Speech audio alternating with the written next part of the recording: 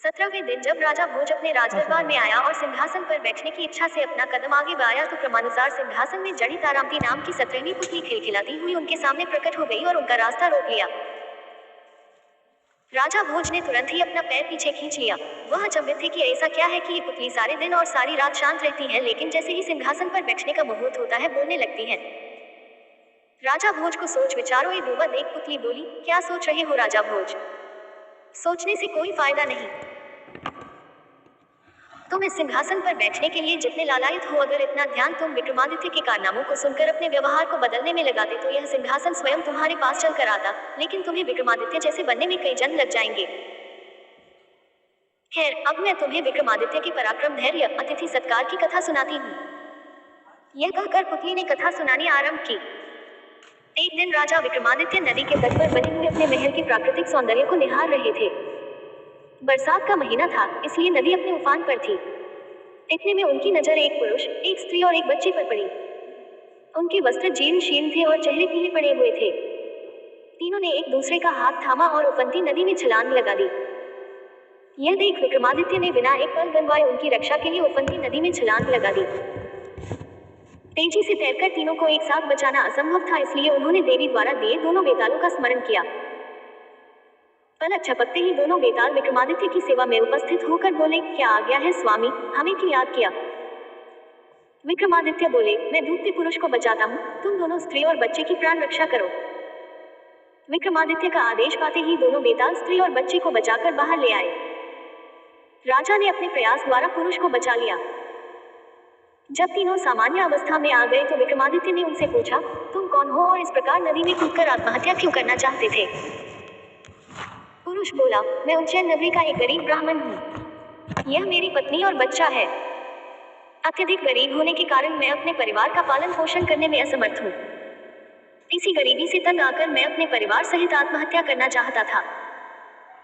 यह सुनकर विक्रमादित्य बोले, अच्छा एक बात बताओ, तुम्हारे परिवार की यह दीन अवस्था क्यों हुई है? क्या तुम्हारी आय का कोई साधन नहीं? ब्राह्मण बोला, महाराज, इस राज्य के लोग इतने आत्मनिर्भर हैं कि अपना सारा काम खुद ही करते हैं, इसलिए मुझे कोई रोजगार भी नहीं देता। विक्रमादित्य बोले, तुम चिंता मत करो और आत्महत्या का विचार त्याग दो। आज से तुम मेरे अतिथि हुए। चलकर मेरे साथ महल की अतिथिशाला में रहो। ब्राह्मण बोला, नहीं महाराज, महल में रहने के तौर तरीके हमें नहीं आते। हम थे अत्यंत निर्धन लोग। हमारे रहने सहने और खाने पीने का ढंग अलग सा है। तुम लोग जिस ढंग से रहना चाहो रह सकते हो। यह वचन देकर विक्रमादित्य उन्हें अपने महल में ले आए। ब्राह्मण अपने परिवार के साथ महल की अतिथिशाला में रहने लगा। उनकी देखरेख के लिए राजा ने नौकर चाकर नियुक्त कर दिए। वे वहां मौज मस्ती से रहने लगे। अपनी मर्जी से खाने पीने और आरामदेह पलंग पर सोते। उन्हें किसी चीज की कमी नहीं थी, लेकिन वे सफाई पर बिल्कुल ध्यान नहीं देते थे। जो कपड़े पहनते थे उन्हें कई दिनों तक नहीं बदलते थे। जहां सोते वहीं थूकते और मल मूत्र त्याग भी कर देते। महल में दुर्गंध फैलने लगी।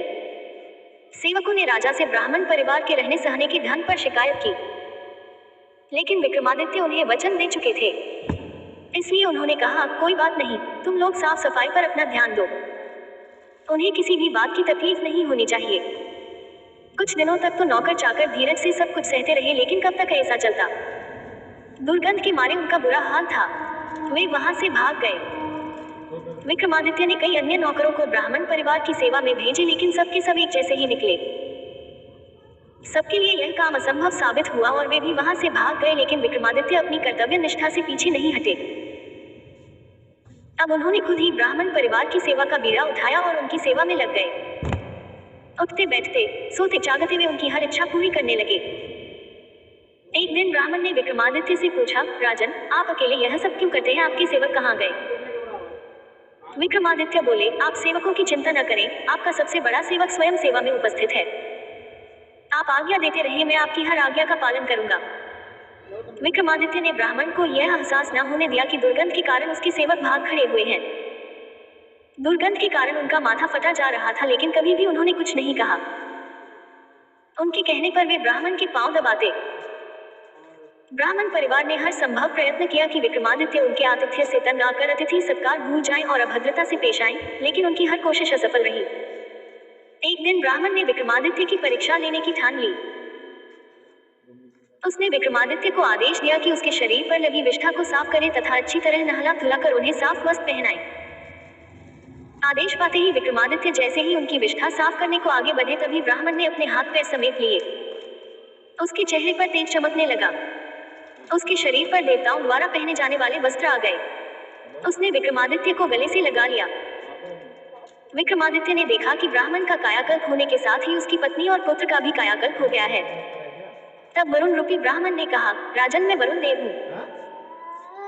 तुम्हारी परीक्षा के लिए मैंने यह रूप धरा था और तुम्हारे अतिथि सत्कार की प्रशंसा सुनकर परिवार सहित यहाँ आए थे।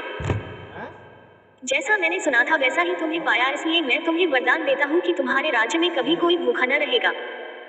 यह कहकर वरुण देव परिवार सहित अंतर्ध्यान हो गए। यह कथा सुनाकर पुतली बोली, अब तुम स्वयं विचार करो, राजा भोज इस सिंहासन का स्वामी इतना प्रजापालक था कि उसकी परीक्षा लेने के लिए देवतागण भी आते थे। अगर तुमने कभी अपने प्राणों पर खेलकर किसी गरीब प्रजा की जान बचाई हो तथा उसका इतना मनोयोग से अतिथि सत्कार किया हो तो तुम बेझिझक इस सिंहासन पर बैठ सकते हो। यह कहकर पुतली अदृश्य हो गई। कुछ क्षण असमंजस में पड़े रहने के बाद राजा भोज सिंहासन पर बैठने का विचार त्याग अपने महल में लौट